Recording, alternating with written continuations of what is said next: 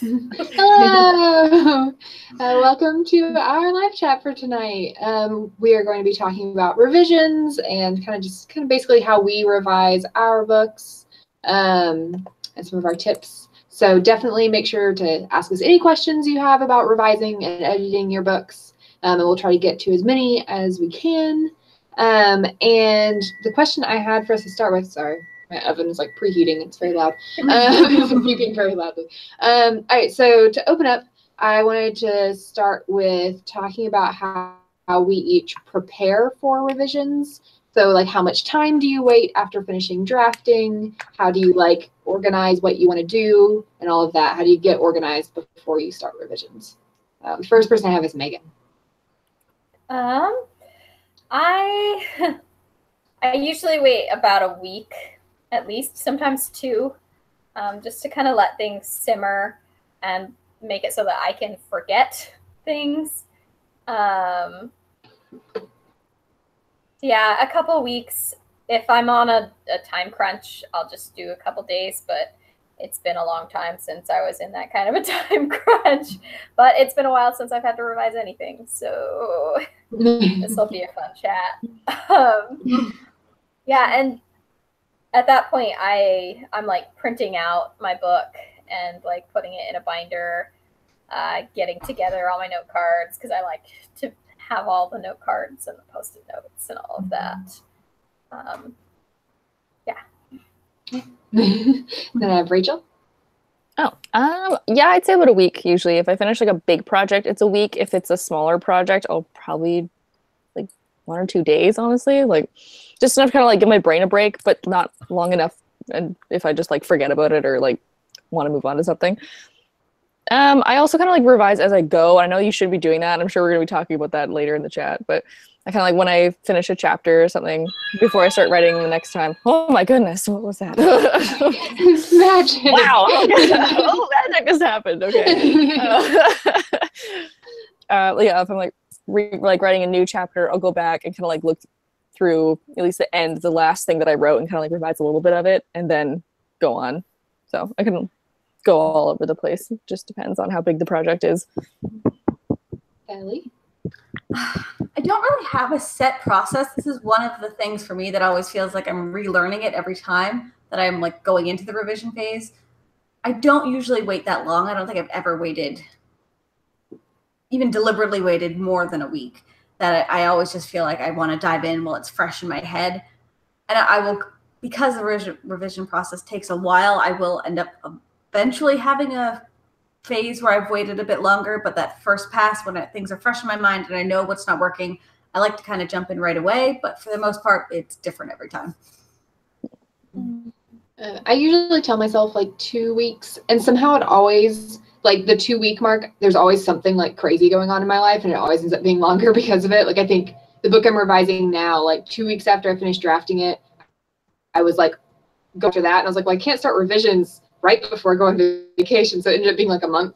But yeah, I do try to take a little bit of a break because usually by the time I finish drafting, I'm like sick of it, and so like let myself like take a little bit of time away, and so I can like it again, and not be like sick of working on it. And then similar to Megan, I always print out a manuscript and like get it in a binder and read it through, and lots of note cards. So I was getting those note cards ready so I can do, because I always do like a note card for every scene. So. My second question was how you tackle changes, because I think this is a thing that can be really different between writers, because some people will just start from the beginning of the book and work their way through scene by scene, fixing whatever needs to be fixed, and then some people tackle like one challenge, like one problem at a time, and revise out of order. So I can go first again. Yeah. It's been a while. When I first started writing books that I was serious enough about to like really revise, I would do the read through, figure out all the problems, and then go through chronologically. But now I like to tackle my problems in the order in which they most intimidate me.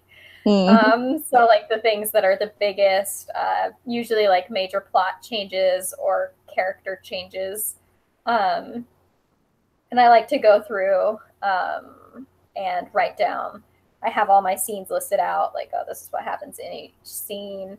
And then I'll like stick post-it notes to each one, like, okay, since I'm fixing the problem of my character's personality sucks, this is every scene where I need to fix my character's personality sucking, and here's how I'm gonna do it. And then I'll go through just like chronologically at that point for that one problem, and then move on.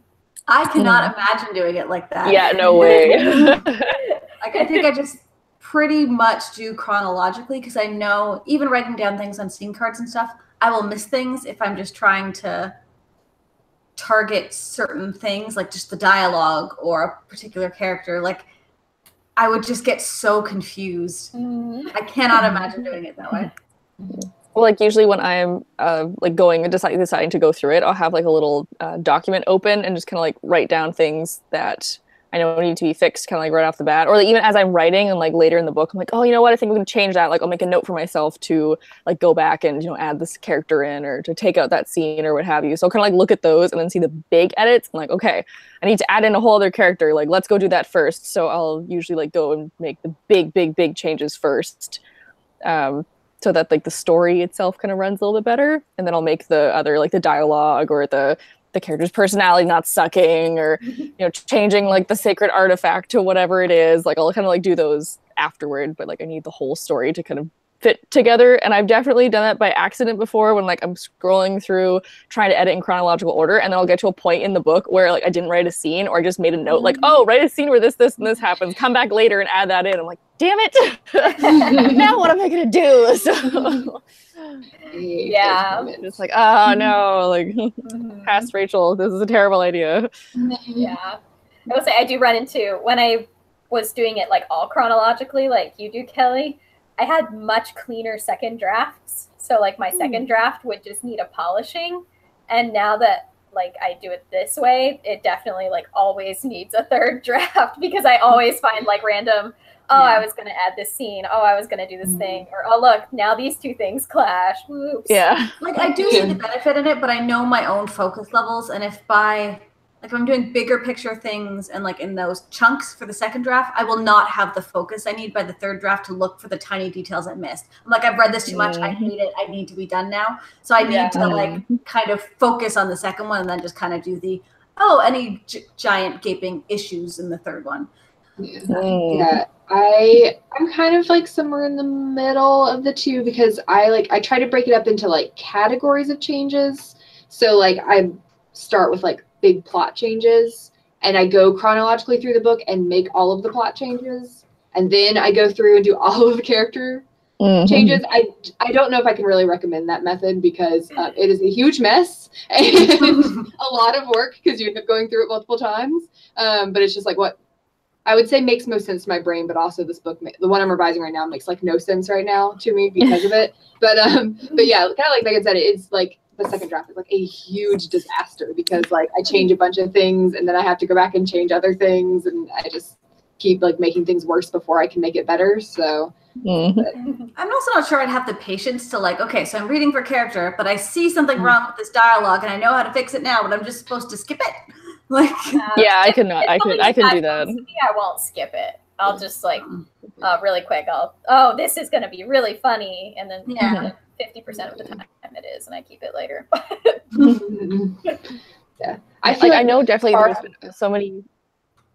Go ahead. Oh, okay.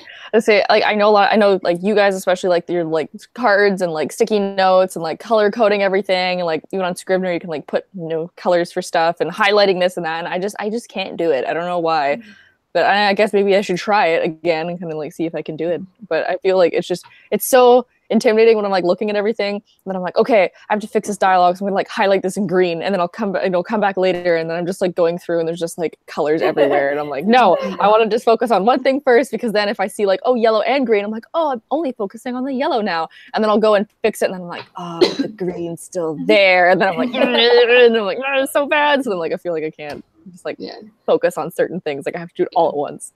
I'll say I find it gets harder the farther into the book I get, because at the beginning things feel more separate, but like right now, for example, I'm over halfway through the second draft of my book, well, the plot part of the revisions at least. And so it's getting to the point where like the plot and the characters are becoming so intertwined that like changing plot things and not changing character things is getting harder and harder. I'm like, and so like, yeah, I'm getting so far into it that I'm finding character issues and being like, I need to fix this. And I'm like, no, you don't have to fix it right now. Keep going.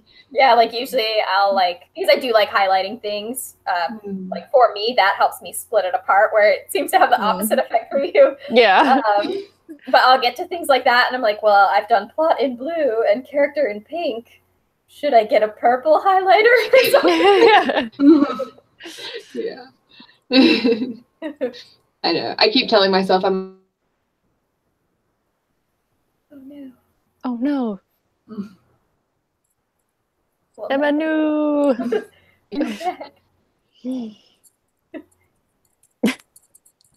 All right, well, Emma's gonna figure out her internet.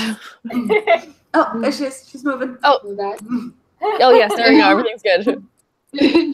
Okay. We lost that whole last thing you said. Yeah. I don't know where I cut off, but no, I was just saying I feel like as frustrating as it is when like the things are so connected that like it's hard to only fix one problem, like I keep reminding myself that it's a good thing that like the plot and the character are like so connected that it's hard to separate them. So, but it is annoying for revisions. Yeah. We've got people in the discussion section sharing how long they wait to write. And we've got a question from Dark Deluxeful. How do you kill your darlings? Well,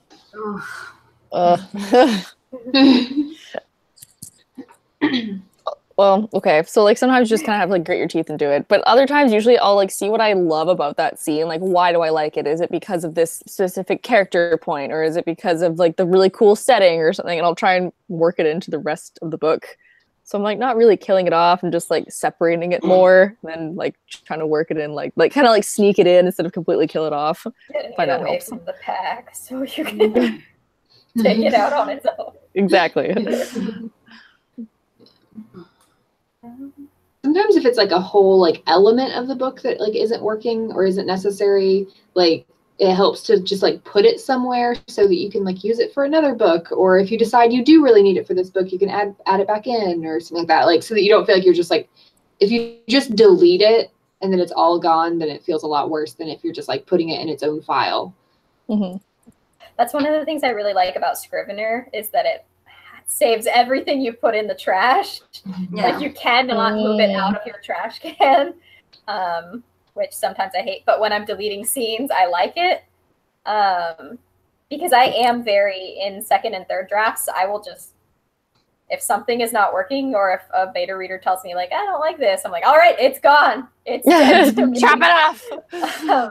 And then sometimes I'll, in much later drafts, think like 5 or 6, I'll come back and be like, maybe I cut a little too vigorously. And it's nice to have it like right there to look at, like, oh, wasn't there a line in there that I liked? Because in second and third drafts, I have to keep the disconnect of like, it's just words. Otherwise, you don't cut anything. And I think sometimes like, it's like really hard to cut something that you love out of your book, but then like later you go back and read through and realize like your book really is stronger and better because you took that out, and like that's a really good feeling. So yeah, well, there's nothing worse. There's nothing worse than reading a book and then just a scene and you're like, why is this here? Like, or like a character that you're like, what is the point of this person? Oh my gosh, there's so many times there's just like a random character and I'm like, witty dialogue, that's all. Yeah, sometimes not even witty dialogue, they're just kind of there and I'm like, okay, like. Yeah. Or like, I find killing my darlings comes a lot in like the language, like the actual writing. It's like, oh no, you don't need every preposition. Like you don't need every sentence that sounds pretty. And you can tell when authors are like very enamored with the way they speak. And it doesn't read as well. It like detracts from the story. I think it was V.E. Schwab who in her Tolkien lecture was talking about how like she goes through and has gotten better at figuring out which words need to be pretty and which ones need to just like character goes from here to here. So definitely watch that if you haven't yet. I think we recommended it last week too. We're just gonna keep recommending it. Well, like I definitely like flowery language, and I also really like writing like all of the details, like every single detail there is, because I want that like really specific feeling or setting or what have you. So I'm like, I'm going to tell you every single thing about this, and then definitely when, I mean, you know, it's good, you can always like, you know, revise and cut it back or whatever, but definitely when I was doing revisions on one of my like first fantasy novels, I was like literally reading it being like, oh my god, it's like so pretentious, like just tell them it's fine, there's a tree there, like just calm down, like cutting out like all of this stuff, because I was just like, oh my lord. Yeah, just like, it's a tree, it's fine. Like sometimes it reaches a point where it's like really like detracting from the story or from the characters, you know, because the focus is too much on like describing the setting or something, or spending way too long describing like your character's feelings, you know, and you could have done it in a lot less, because sometimes less words can be a lot more powerful. So yeah, definitely. I also think like if you're trying to, you know, you're like, you have like a long paragraph of description or something, like pick out like 2 or 3 sentences that like you really like, and then try to like combine them into one, or just get rid of it all and like have your character either say or do something instead of like having them think this entire paragraph. Just like kind of like just figure out like a different way to say the same thing, just in less language. Yeah, because there's definitely like a time and a place for getting flowery and having purple prose, and I can definitely like appreciate it when the timing is right. But when it is slowing down the pacing is when it really becomes a problem, which leads in perfectly to our next question from Catrice. I'm sorry if I mispronounced it. Let me know and I will not mess it up again. But they asked, how do you figure out if your pacing is too fast or too slow? And when you do, what do you usually do to fix it? I'm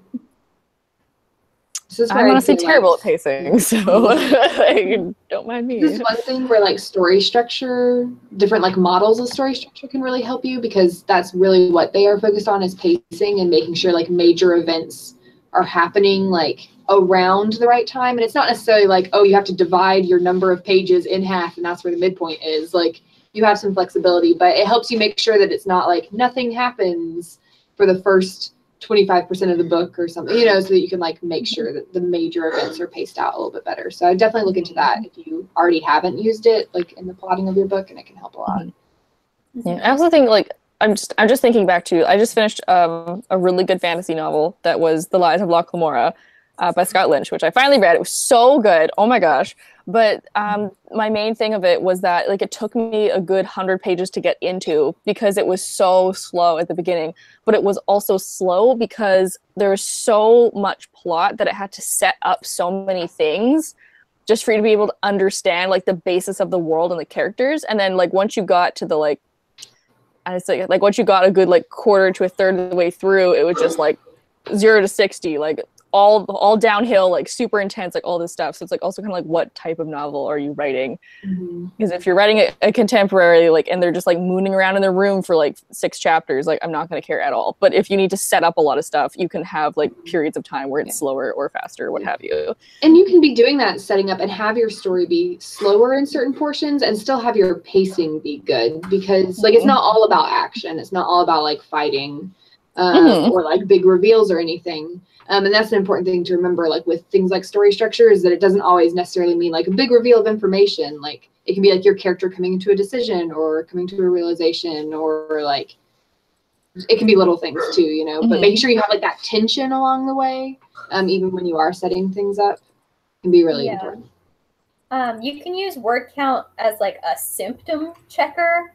It's not a guarantee, but I have found checking my word count to be helpful when I don't have beta readers yet, and because beta readers are just going to be like, this is too fast or this is too slow, because they can always pick it out better than you can.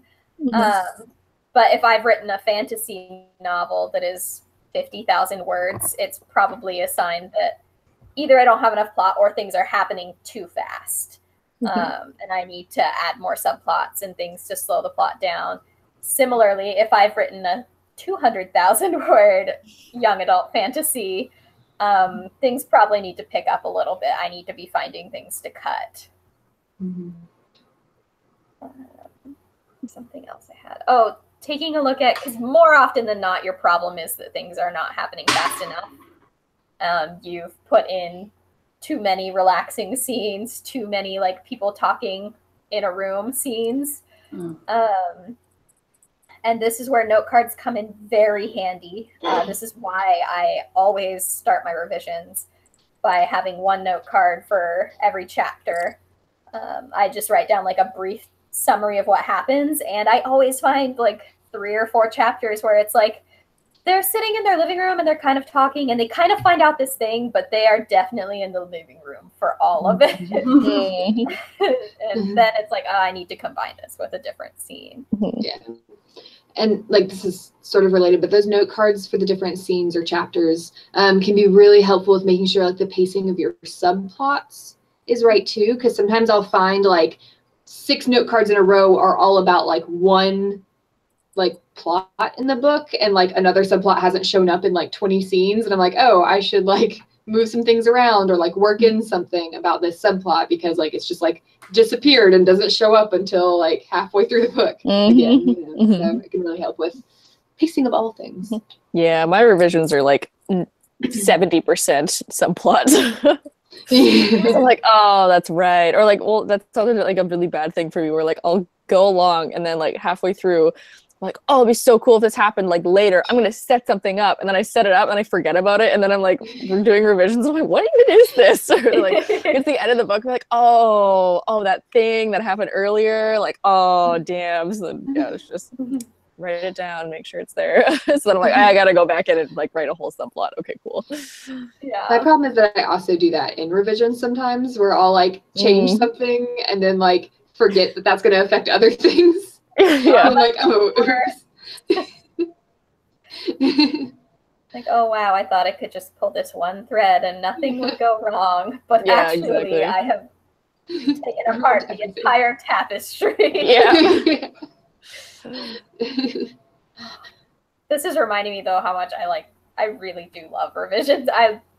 Drafting is much harder for me because there's a lot more room for self-doubt in revisions. It's like, I know how to do this. I might not want to do it, but I know how, and I can do that.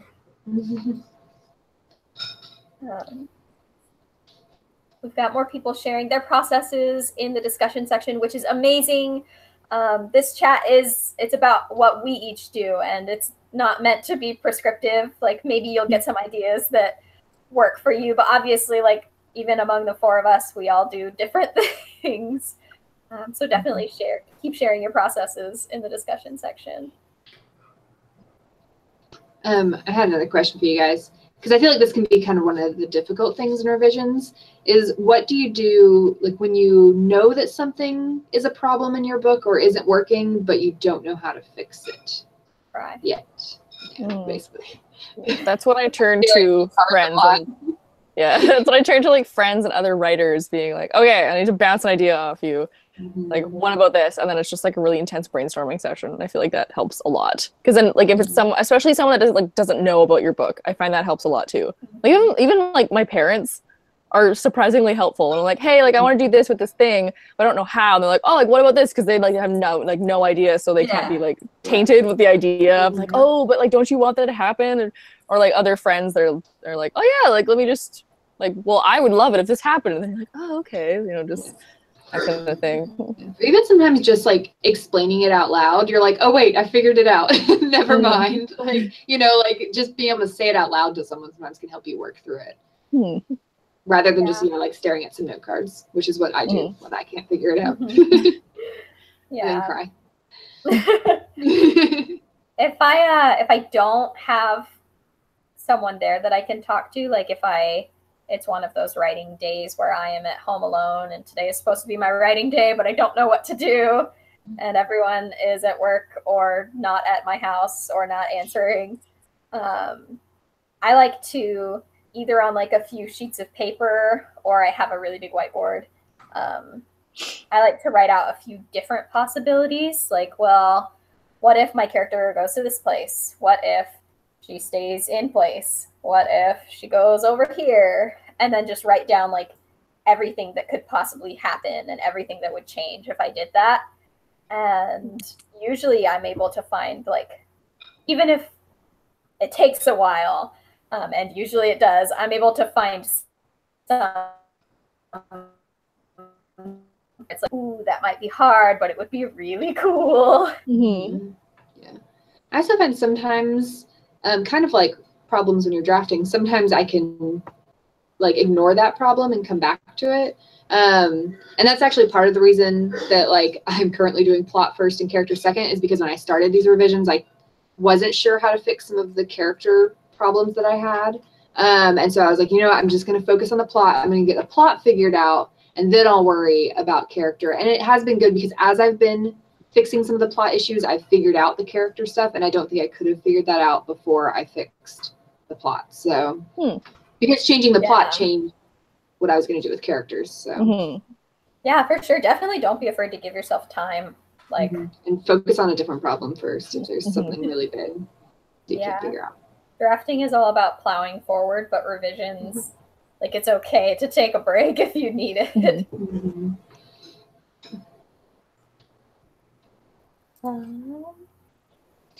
We had a question from Griswold.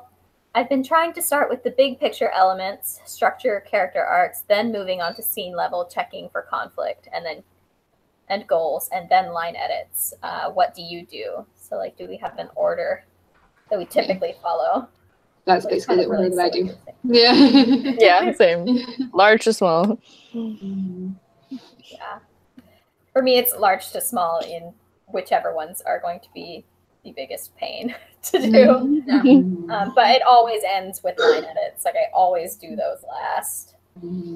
Yeah. And you should definitely at least be going from like story level to like scene level to sentence level. So. Yeah. This is one thing I'm curious about for Kelly. When do you start bringing in, since you are our self-publishing professional, when do you start bringing in outside editors to like look at your work? And do you have like one editor, or do you have multiple editors that you go to? Or? Again, it's been pretty different per book, but I usually start them fairly quickly, like sort of second draft almost, of like I'll have read through it once and made any like, oh, this is a huge mistake things, and then it'll probably go off to like beta readers, Patrick Press interns, those like very early readers, because I do like having that initial push of feedback to move me forward, because otherwise sometimes I'll just be like, nope, I hate revisions. I really hate it. But yeah, it depends on the book. Sometimes it's a big picture editor of some kind, or someone I trust, and then a proofreading wizard, because that is not my strong suit at all, and I hate that part too. A little bit of everything. Right on. Yeah, I was actually going to ask everybody, like, when you feel comfortable, like, sending it to other people, sending it to, like, beta readers or your agent or what have you.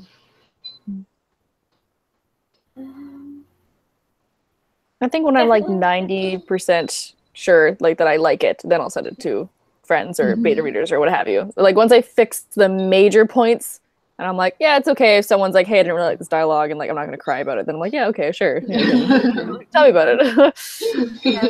I usually feel like I want that feedback not as early on as possible, but really early on, because if there's something huge that's I'm not seeing, I'd like to know that sooner rather than later. That, like, if I do several rounds of revisions and then give it to someone, and there's something massive that's going to have to change every chapter of the book, I'm gonna throw it all in a fire. Yeah. You don't want to like fine tune all of the like words and sentences. Be like, this all sounds so beautiful. And they're like, you have to cut 50,000 words of it. I think you should completely rework like the magic system. And I do know a lot of self-published authors who do that. That it's just they work with their editors to an extent, and then the like beta readers and first readers are getting pretty much what is going to be published. Like they're almost treating them as ARC readers, but they are still looking for big picture feedback. It's just there's no room to make, like, you can make those changes. It's just because of how quickly their workflows go. Yeah, they publish so fast. Yeah. So, but usually they'll be doing that like chapter by chapter. So if they finish a chapter, that goes to their editor. They make those changes as they're writing the next chapter, and the beta readers are on it before they've even finished 5 chapters from then. But by the time the beta readers are reading those chapters, they've been through a few rounds of revisions already. So. Yeah, I definitely don't give my agent like a full book unless it's been through probably 2 rounds of beta reads. But I'm working right now trying to get the next book ready to go on sub with. We've still got a lot of time with the book that is out now, but I want to be prepared. And so my plan with that, I have like these 2 ideas that I really love, and I have written a first draft of one, and I am getting close on a first draft of the other.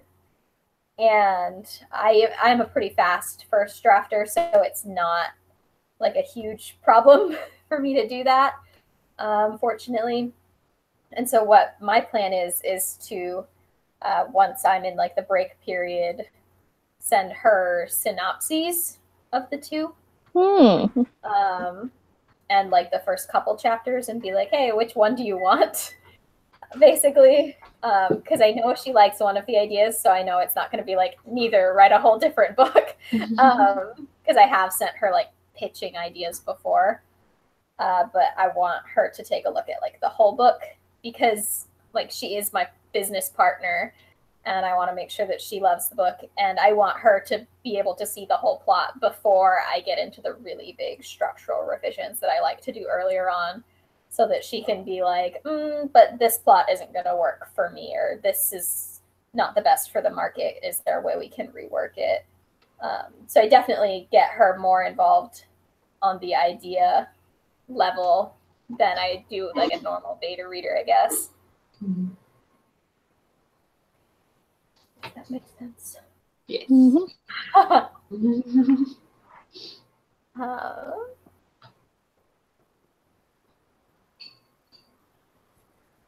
I'm not seeing any questions. If I've missed your question, please re-ask it. I'm not trying to ignore it. Sometimes when there's a lot of discussion, though, you just miss things. Definitely, we ask questions if you have them. Yeah. What are like some of your like favorite resources about revising? Because I can't believe that we have not yet mentioned the goddess, Susan Dennard. Susan Dennard. Who even are we? So that was the magic that happened earlier in the chat. If you are revising or like approaching revising, you should definitely check out Susan Dennard's website. She has a whole for writers section, and she has her like entire revision process in like 5 parts or something, and it's very in depth. She's a scientist, so it's like very organized, and like everything is like laid out in steps, and it's really helpful to at least like pick and choose parts of it. Like I don't use all of it, but I use like portions of her process. Just put a link to the first blog post in the discussion section, so it's there for you now should you want it. She has like worksheets and everything. It's great. She's the person who like made me feel okay about revisions, because when I first started writing, it was just like, I don't know what I'm doing. Like I just woke up one day and was like, I think maybe I'll try and write professionally. And I wrote a nasty first draft. And so literally like the foundation of everything I do is because of her revisions, lessons. And like I've changed things over time, but the basis is still very much Susan's.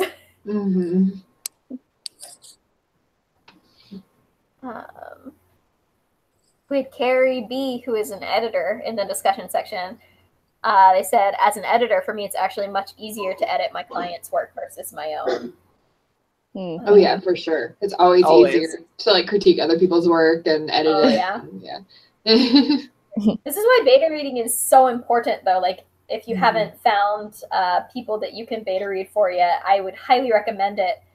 Because you learn so much about writing just from reading other people's work and being like, this is what's not working for me. This is why I think this pacing is slow. Like, nothing helps you figure out if your pacing is slow quite like looking at someone else's and having to diagnose that that's the problem. Yeah, it also can be like good to beta read, not because like the people's stuff you're reading is like crap or anything, but to get to see like other people's like early work, you know, because like up until you start beta reading for other people, like you are always reading like published finished products where you're like, wow, I could never like my books look nothing like this, and that's because like you're not working with like a professional editor and like an agent and a whole team of people, you know. And so getting to read like other people's like kind of still rough work that they've like revised on their own a couple times can help sometimes, I think, to be like, okay, like I can do this too. Like, yeah, you have something it's to like compare a nice your calm own work down. to. You're okay.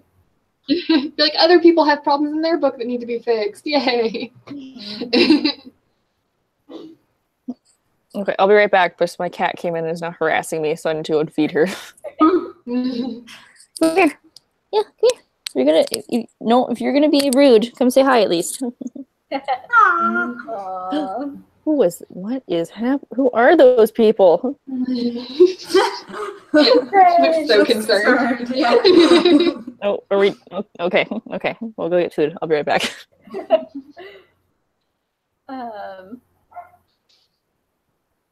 We had a question relating to beta readers from MC Silver. What sites do you use to beta read or have you heard of that work well for beta readers?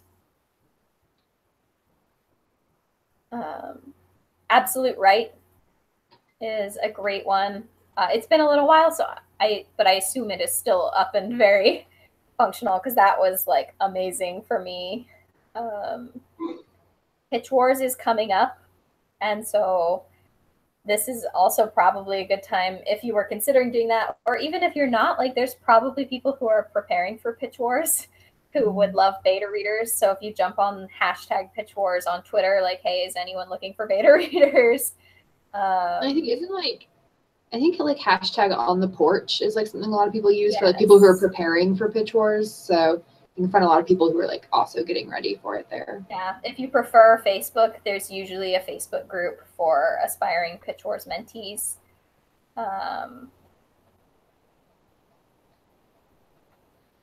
And then keep your eye out. Twitter is really a great place to be. There are established authors who probably a few times a year, I know Maggie Stiefvater is one of them, they will send out like, I'm doing a critique partner matchup, so let me know what you write and I will hook you up. Or like you can go into this section and just like comment like, I write YA fantasy and I want to find someone else who also writes it and has someone who has a book that is needing beta reading. Definitely do like a trial with the people that, like, if you're finding new people to beta read with, so like send them like a chapter or two and have them send you that much and figure it out, instead of like sending someone your whole book and being like, please beta read this, and you know, and it's just not like the book for them, like they don't get your book or something. So definitely kind of like just try out each other's writing to see if you're going to be a good fit. Before you go all in. Yeah, definitely agree. Because like if your book, like, I don't know, is like a lost princess fantasy and the person you get for a beta reader hates those, then like they're not gonna like your book, and so their feedback might not be as helpful for you as someone who does like that. So it really is a good practice in like figuring out subjectivity. It's like, oh, there might not necessarily be anything wrong with like a lost princess fantasy, but it's just not for that person. I've literally seen someone on Goodreads before be like, I always take 2 stars off if the book has romance in it. And I'm like, that is a very subjective thing. And also, like, are there any books, like, how many books have you found that you actually like? That's so rude. Yeah, that's a weird thing to take stars off because of something like that. I'm like, yeah, okay. Exactly. Don't complain about it, then just don't read it. Like, yeah. Weird. We've got some more questions. Catrice asked, how long do you usually take on a first draft? Forever. A long time. Like a long ass time. I think my quickest first draft has been like, I don't know, I think it was like 4 or 5 months or something, but normally they're like more like 9 months. It's like growing a child, but it's a book. I mean, I'd rather have a book than a child, but Yeah, me too.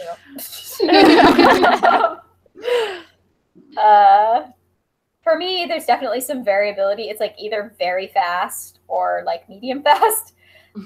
So yeah, so fast or like a little bit less fast. No, but like it'll either be like a month and I'll write the draft because I do write slightly shorter drafts and I have to beef them up later.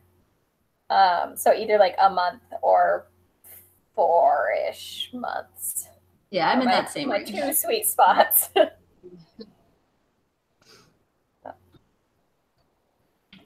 And we had another question from Griswold. Would you say your writing software is crucial to your revision process, or do you have any books you pick up every time you start to revise?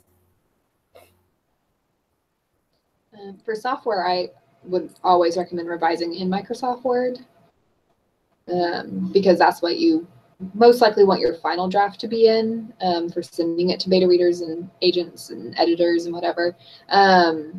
So I'd say that's fairly important to me, at least. As for books, I just always have my emotion thesaurus. Yes. Yeah. Always the emotion thesaurus by Angela Not a paid Ackerman. ad. We're not paid by Angela Ackerman. But we should be by the amount of we mentioned it. For me, I agree about finishing in Microsoft. I prefer to do my second drafts in Scrivener still. Like I'll do my first draft in Scrivener and then I'll do the major structural changes in Scrivener because they make it very intuitive to like move scenes around, which I like having that power. And I also very much like the corkboard feature and how I can put little labels on all of the index cards in there. So it's just like, if I'm feeling stuck, I can go in there and update all those index cards and add more color. And it's like, oh, well, I'm not really doing anything, but I'm like giving my brain time to process. And then I export for like third draft and beyond. Because at that point, like the software of the industry is Microsoft Word. And so I always want to finish in there because I always want to know what it's going to look like when I send it to my agent and when my agent sends it to editors. Yeah, you want at least 1 or 2 rounds where like you're in Microsoft Word so you can make sure all the formatting looks right. Because always, no matter what you use for your early drafts, it's going to mess up when you put it into Microsoft Word. So you want to make sure like your paragraphs are indented and your italics are still there and like everything looks right. So yeah, I have such high hopes for Scrivener 3 though. It's supposed to be coming out for PC soon. I'm like stalking the like forum where the beta version's going on and like all the bugs and stuff and like when the next version is ending and hopefully soon. But. Yes, hopefully. I'm definitely going to do tutorial videos like the second it drops. I'm so excited for it. Now I'm checking in again. Speaking of things I'm excited for, one thing I've never tried is printing out a full physical copy of anything I've written and like marking it up. It just seemed tedious and expensive and I never really wanted to do it. But my big 30th birthday present is going to be an iPad with the Apple Pencil. So I am so excited to try it. It's just like a PDF where I can just do all of that on a tablet rather than just having papers everywhere. And so I can just like endlessly scroll through and write things in and scratch them out like I would if I was doing it with a physical book, but without the cost of printing a bajillion pages that I'm just going to, again, the thought of that is blowing my mind right now. I had never considered that. I don't have a tablet, but I haven't had a tablet in such a long time, but the big idea was I have a desktop and a laptop, so we were going to just get me a new laptop, have everything in one place, and then I started playing with the Apple Pencil at Best Buy, and it was just awesome.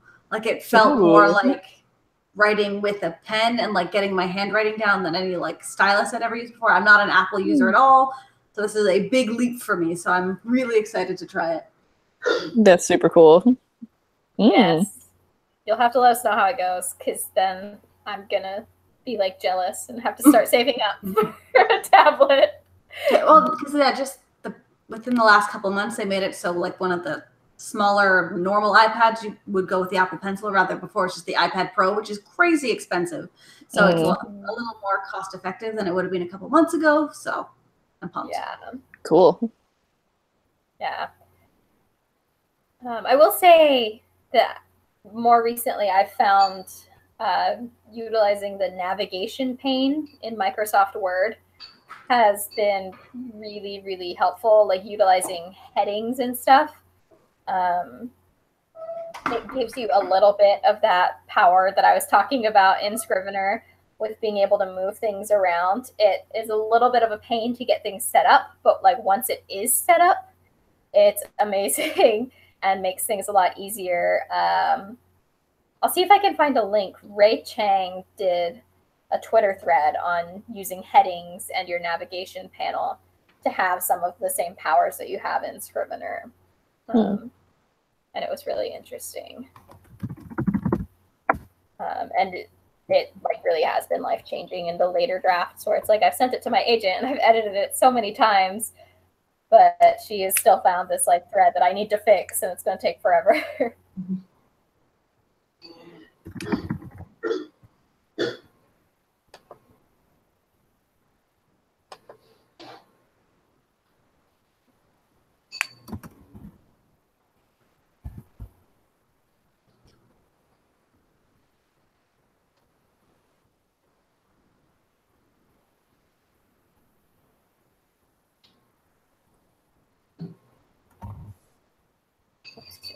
While I'm looking for that.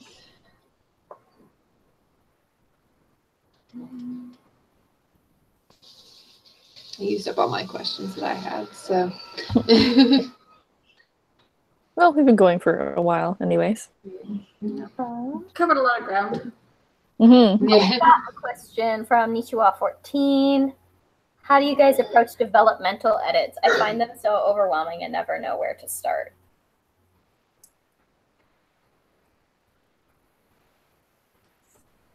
What I am trying to do is planning and plotting more ahead of time to cut down on the developmental edits, that if I have a clearer structure in mind before I jump in, I find I've been doing less developmental edits and I can kind of get into the nitty-gritty stuff a little sooner.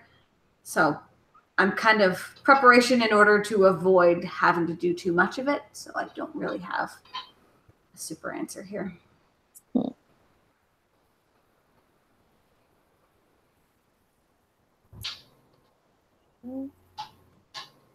For me, I definitely I give myself time to like go through the whole book from start to finish, and I try to read it like as quickly as possible.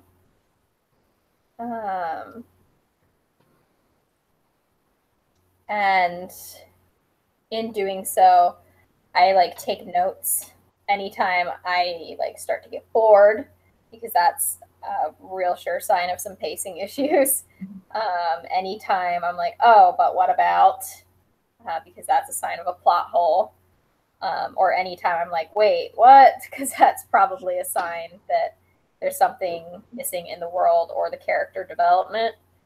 And once I finish that read through, I've got that like big list, usually very big and daunting. And I try to split it out into like, okay, well, this is a plot hole. Like this is a character hole. So this goes over here with the character stuff. This is setting. And really just dividing everything up into specifics.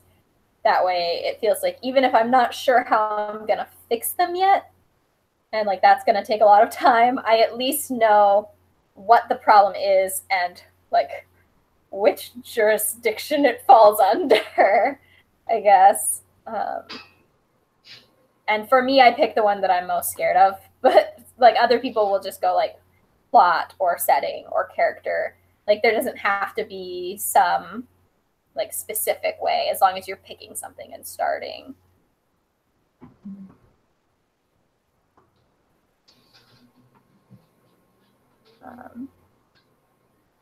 We've got another question.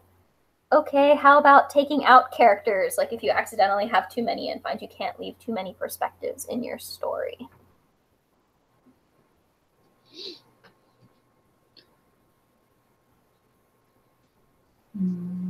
Sorry. Like, well, thinking like by that comment, do you mean that like you've written like 4 perspectives, like written from 4 perspectives, and you just don't want one, or do you mean like you just want to like cut random useless characters out? I use like POVs versus They have too many POVs. Yeah, characters. like POVs, like I got nothing. Like that really sucks for you a lot. But if like just characters that aren't needed, like try to combine characters together, or if you have a character come into the scene for only one purpose, like I'm sure you can find another way to do the same purpose or have the same thing delivered without having to have that character there. Yeah. I would definitely like try to figure out if there's like one character whose point of view is less like useful to the story, or less crucial really, because they're all going to be useful. That's probably why you put them in there. But like who is least crucial, who is least like, I don't know how to describe this, but like tied into like the story and the themes and the setting and all of that, I guess. Or if like, yeah, if certain characters are kind of repetitive to each other, like certain perspectives. And then like, maybe like the character you're cutting, part of the reason you want to keep them is because like, oh, some of their scenes are things that can only be from their perspective. And so you just have to figure out like how to make sure that you can still show the same things with other characters, which sometimes can be good because then you're working your other characters into the story more. If that makes sense. I don't know if that makes any sense, but yeah. Like if your character's like runs into the room being like, oh no, there's been an explosion, just like have an explosion happen. Well, you don't need that character. Yeah. And like it's okay to have characters that are in the orbit of your main character. But you don't necessarily need to have like their name and their backstory and all of that. Like it could just be like a girl runs in, explosion, and we don't need to be like the girl who works at my barbershop who I sometimes see doing this. Her name is this, says explosion. Yeah. Fairly see her finding out about the explosion, like if she's like a point of view character, like just cut to her coming in and telling people that there's an explosion. I definitely find that a lot of characters where I'm like, do I need this character? I probably don't. And sometimes I think it's going to be the worst ever to take them out. And actually, it is surprisingly easy to take them out. It just feels like a gaping hole at first. Because it's like, I know that they were there and they were saying and doing things. But that's what beta readers come in, right? Yeah, for sure. Definitely recommend if you think that my organization method sounds like something that you might be interested in. I would recommend going through and just marking on your little scene note cards with like sticky notes or something like this character that I'm pulling out is in this scene and this one, and they're mentioned in this one, and they are in this one. That way you can just flip through your note cards and be like, okay, I need to go to chapter 2 next. This person is in there, and I can pull them out. And like if you've marked down everywhere that they are, it's a lot easier to just go in and untangle them.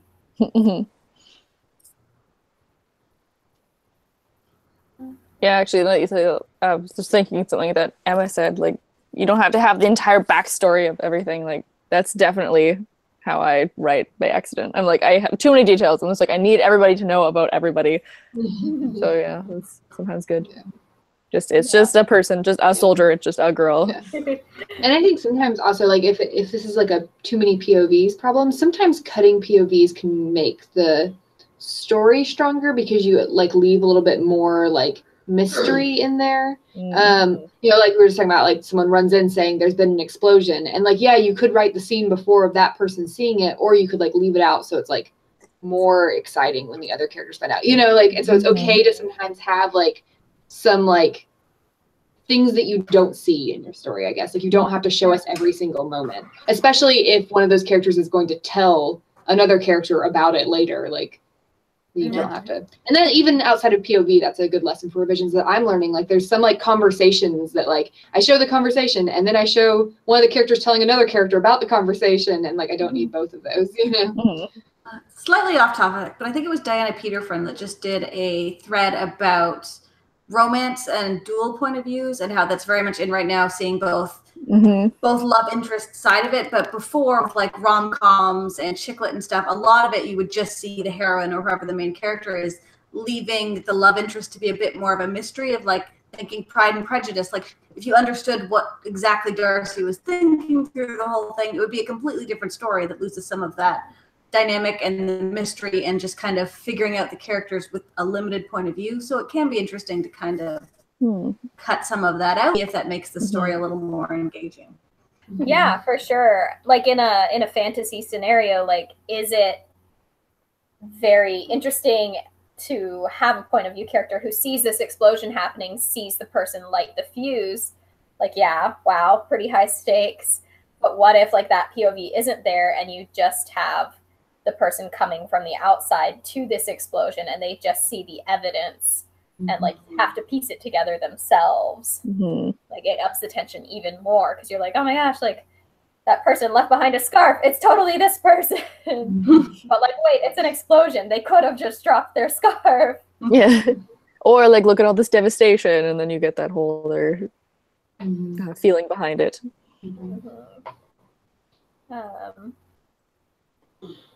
This is probably a good final question, I guess. Like, how do you know when you're done revising? Like, how do you say, this is it, this is the best I've got, and it's time to send it out? I mean, exactly what you said is a big part of it, is like knowing that it's the best that you can do on your own.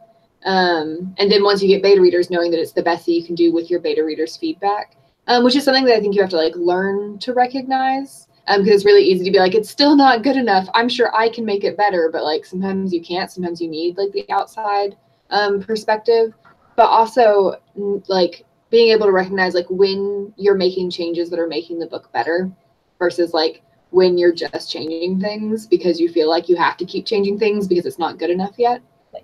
So like, yeah. So like, are you making changes that are like making your story stronger? And like strengthening plot and character. And I think once you have strengthened your plot and strengthened your character and your setting, and you've made sure there aren't any inconsistencies in it, that's usually you're like usually at a pretty good place at that point.